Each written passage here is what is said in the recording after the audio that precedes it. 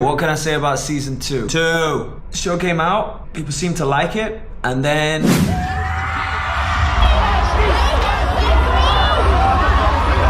we were gonna do another one, and it's bigger. Everywhere I go. Just for the One Piece. If I gave everything I had to the first one, what the hell am I gonna do now for the second one? Quite a conundrum. Well, I kept asking myself how I could top the effort I put into season 1.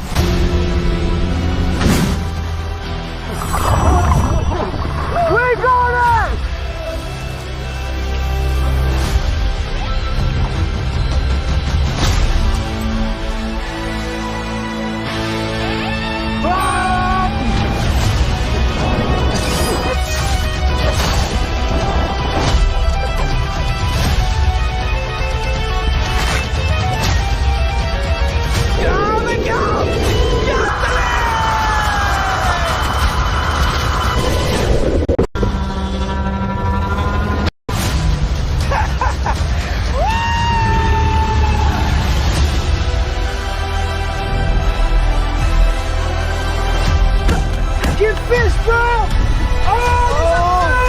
Season 1, I'd wrecked myself learning how to kick. Broke my hand in half, kept training anyway. Day 2, a broken arm. Nice. Again, good. But season 2 was much less about learning how to kick. Okay, I know how to do that bit now. I know how to kick. It's not about learning how to kick anymore. It's about finding ways to elevate it, build on this feeling of Sanji being personified in a live action.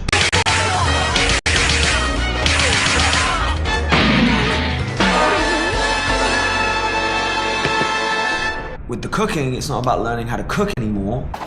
It's about what cooking means to people as a way to understand people who don't speak your language, as a way to show love in places where love is scarce, as a way to facilitate diplomacy. And that's not a political statement. Will any of you get political? I know how you get. This is not a political show. A political comment? No. So you know what? Fuck it. Fuck it. It's my show. I want to get political. I'm gonna get political. Want to know my political views? I'm anti-voice notes that last over 2 minutes. Pro your right to ghost a group chat if they're chatting too much. I'm anti people who clap when the plane lands. I'm pro your right to block an X on all platforms, including LinkedIn. Anti people who record a concert on an iPad. Pro therapy. Pro mums resting. Pro dads resting. Pro naps. Very pro naps. And I'm pro minding your own fucking business too. How about them apples? Okay, moving swiftly on. Anyway, like I was saying, I wanted to get out of the kitchen. I wanted to get away from the fine dining disciplines that have been instilled in me in the first season, and I wanted to go fish, I wanted to go forage, I wanted to go hunt, I wanted to chop them up, cut them, gut them, fillet them, cook it, and then serve it to people. I wanted to know what that whole process felt like in different parts of the world.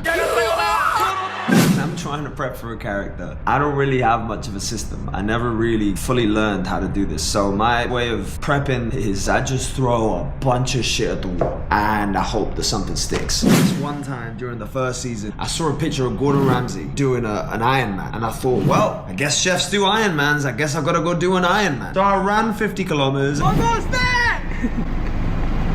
That's 42.3! And then I cycled to the southern tip of Africa with no cleats. Oh, a helmet, right? Having never cycled more than 10 miles.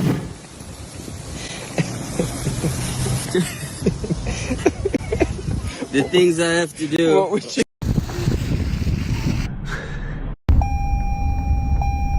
It was 182 kilometers.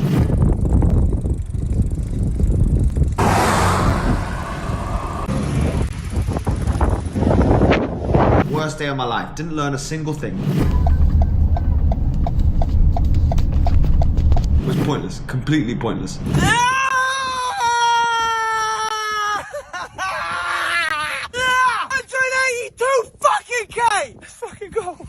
After I've thrown a bunch of shit at the wall, some of it stuck, some of it didn't. Small moments of realization during the process of learning the thing that you wanted to learn that are the real penny drop moments for the character. For Sanji, his journey is much more about finding his place in the world outside of this restaurant where he's been for most of his life. And, you know, when you're trying to find your place in the world, usually the best way to go about it is to go get lost. I went to go get lost. To Ecuador. I read a book once where somebody went and found a tribe in the Amazon, like a coming of age, they found themselves kind of story. So I don't know, that's where the idea came from. But before setting out to find the tribe that I had no idea how to find, in a jungle that I'd never been to, in a country that I didn't know my way around, with a face that screams, "I'm a gringo, please rob me blind." Before all of that, I wanted to go try the food in Guayaquil, capital city. I went to a fish market.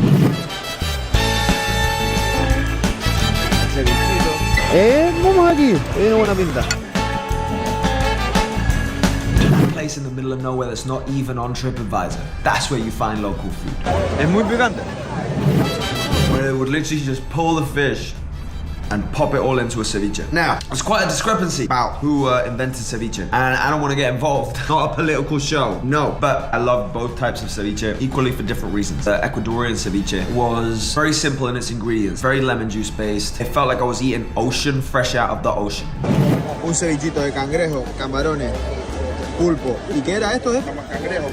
Tenemos un arrocito a la cubana. Arroz a la cubana is one of the most underrated dishes for me in the world. Chef's kiss. They're just walking around.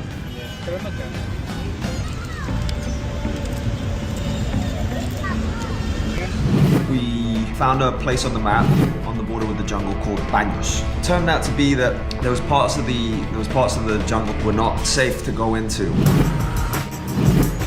and most guys refused to take us in. So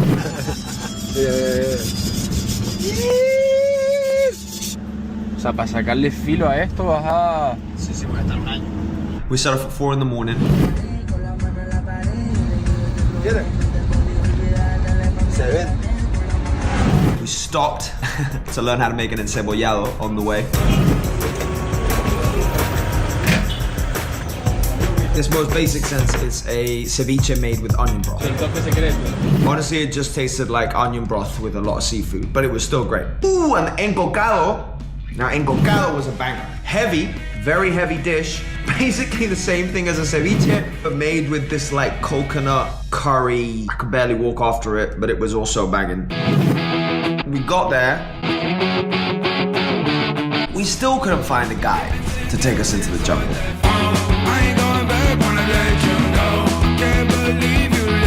There were some tribes on the shallow part of the jungle. The thing is, in my mind, if I can pay to go meet a tribe with a credit card and they have a card machine, that's not a tribe, that's just cosplay.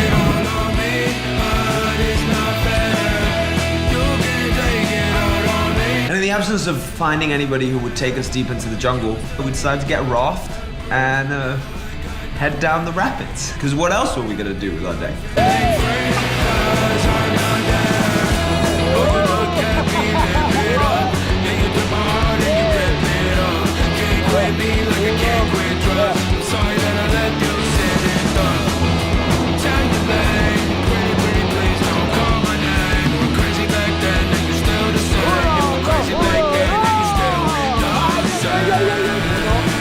Capsize the raft.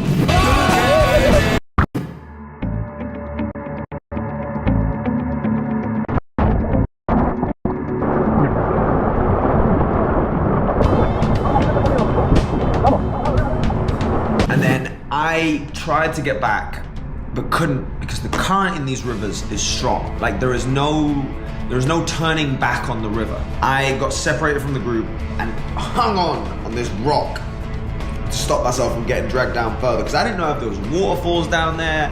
I didn't know if there was like anacondas swimming around in the river. I had piranhas. I didn't know. So I grabbed myself onto this rock, pulled myself out, and then I was just stranded by the side of the jungle.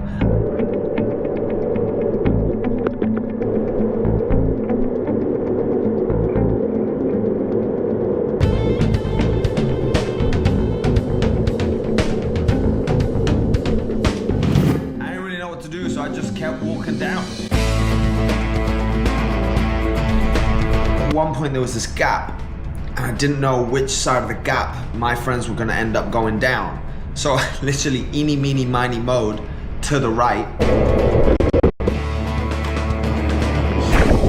And then I saw this plane coming into land just on the other side of the tree line. And I thought, maybe it's a drug dealer. Maybe he's just taking supplies to a petrol miner or to a gold miner. But I bet he can take me into the jungle.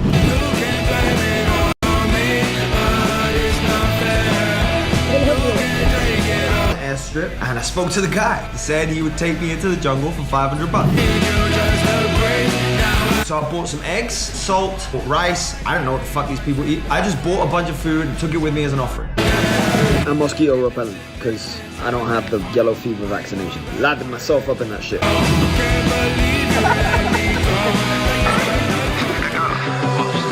Said don't call my phone on Friday night, but I never did listen. So I'ma hit you now. It becomes incredibly evident. It becomes super evident the second you get on this plane and start flying through the jungle that there is nothing connecting these tribes that live inside the jungle with the outside world. There is no road. There is no path. There is too much distance. There is a fuck ton of jungle. We come into land, fucking plane skidding on the mud track, fucking skids that shit to a halt. We open the plane door, and there is the tribe. Naked butt-ass, naked penis is out, everything's out, I'm fully clothed. I'm like, do I need to take my clothes off? I get out, I offer them the food, tell the pilot to come pick me up in a week. It looks like they built a set. It looks like a set out of a movie. Straw huts, mud everywhere, nothing's really going on. People are just there, naked. They start humming.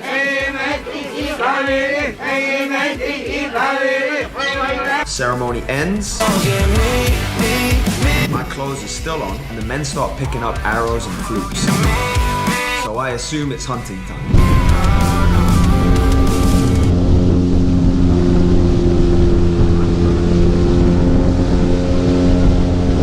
Takes to acquire an animal for our consumption. You know, it's a really arduous, soul-crushing process. First of all, it took us about 8 hours to find any.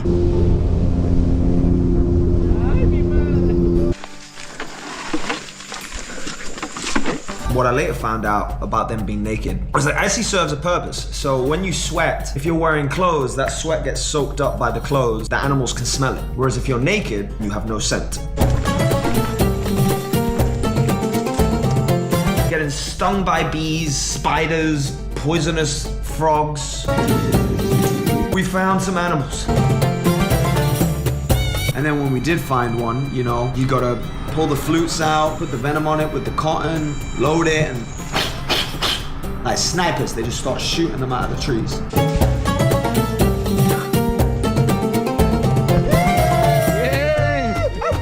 And then I'll spare you the kind of arduous process that you go through from there. All I'll say is that I think if everybody had one hunting experience in their life, they'd eat a lot less meat. And I'm not a vegan, but bring it back. That was the food that they had for the tribe. That's the food they had for everyone there. Roasted the meat, and they stewed it. No spices, no salt. It was tough, gamey, tasty. An experience.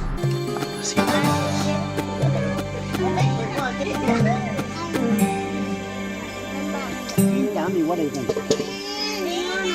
They had a pet snake. O sea, le coges la cabeza. They just had a pet snake. Póntela. No. Está guapa, yo la veo, está guapa, pero... Then I went out hunting with them at night. At one point, the tribesman sees a caiman, steers the canoe into some trees. I fall back, grabs a caiman out of the water with his bare hands, and passes me it. Like I'm supposed to know how to hold that shit. There I am, holding a fucking caiman for the duration of the trip, which was another 3 hours. But the biggest takeaway for me was the kids. The kids, they had not been infected by the virus that is want, envy, and need. They had a tribe full of people that loved them, and they had a massive playground, the jungle. They wanted nothing from me but to hug me and touch my hand. That's all they wanted.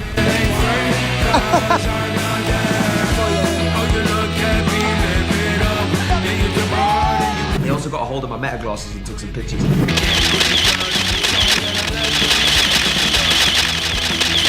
emotional when I said bye. I really want to go back to see him one day.